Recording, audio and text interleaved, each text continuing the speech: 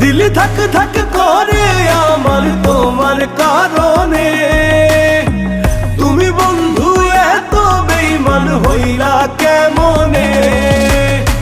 দিল ধাক ধাক করে আমার তোমার কারণে। তুমি বন্ধু এত বেঈমান হইলা কেমনে?